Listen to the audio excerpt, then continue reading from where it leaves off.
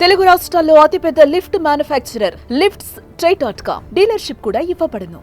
ఉన్మాదం పేట్రేగిపోతుంది. అడుగడుగునా ప్రేమోన్మాదులు, దాడులు, ఏ మూల చూసినా రక్తపు మరకలు. దేశంలో ఇలాంటి ఘటనలు నిత్యకృత్యం. ప్రేమను నిరాకరిస్తే చంపేస్తున్నారు. పెళ్లి కొప్పుకోకపోతే ఊపిరి తీస్తున్నారు. మనుషులు మాట్లాడటం లేదు, కత్తులే మాట్లాడుతున్నాయి. తాజాగా కర్ణాటకలో ఓ అమ్మాయి తనతో పెళ్లికి అంగీకరించలేదని ఓ ఉన్మాది చేసిన దుర్మార్గం నివ్వెరపరుస్తోంది. కర్ణాటకలో దారుణం. పెళ్లికి అంగీకరించలేదని రెచ్చిపోయిన ఉన్మాది యువతి గొంతు కోసి హత్య. అనంతరం ఉన్మాది ఆత్మహత్య. 29 ఏళ్ల అబ్బాయి చేతిలో 20 ఏళ్ల అమ్మాయి దారుణ హత్యకు గురైంది. బలవంతంగా విషం తాగించి చంపాలని చూసిన అతడు ఆమె అంగీకరించకపోతే కత్తితో దాడి చేసి ప్రాణం తీశాడు. ఇంతటి రాక్షసుడిగా ఆ యువకుడు మారటానికి కారణమేంటో తెలుసా?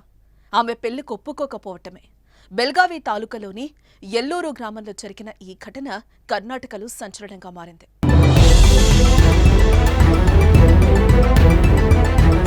హత్య చేసిన యువకుడి పేరు ప్రశాంత్ కుందేకర్. ప్రశాంత్ ఓ పెయింటర్. ఏడాదిగా హత్యకు గురైన ఐశ్వర్యను ప్రేమిస్తున్నాడు. వెంటపడి వేధిస్తున్నాడు. పెళ్లి చేసుకుంటానని ఐశ్వర్య తల్లి నొప్పించే ప్రయత్నం చేశాడు. కానీ ప్రశాంత్ ప్రపోజల్ను వారు ఒప్పుకోలేదు. తన కూతుర్ని ఇవ్వడం ఇష్టం లేదని ఆ తల్లి చెప్పింది. ఐశ్వర్య నుంచి కూడా అదే మాట. ఈ మాటలు విన్న ప్రశాంత్ తనలోని సైకోని నిద్రలేపాడు. నా ప్రేమ కాదంటారా అంటూ ఆగ్రహంతో రగిలిపోయాడు. ఐశ్వర్యను చంపి తాను కూడా చనిపోవాలనుకున్నాడు. ఐశ్వర్య తన పిన్ని ఇంట్లో ఉందని తెలుసుకుని నేరుగా అక్కడికెళ్లాడు. తనతో పాటు విషం బాటిల్ను కూడా తీసుకెళ్లాడు. పెళ్లి చేసుకోవాలని, లేకపోతే విషం తాగాలని ఒత్తిడి చేశాడు. ప్రశాంత్ చేసిన పనికి ఆమె ఆశ్చర్యపోయింది. ఇంతలోనే తన జోబులో ఉన్న కత్తిని తీసి ఐశ్వర్య గొంతు కోసేశాడు. చంపొద్దని వేడుకున్నా వదలకుండా దాడి చేశాడు. ఉన్మాది దాడిలో తీవ్రంగా గాయపడిన ఐశ్వర్య మృతి చెందింది.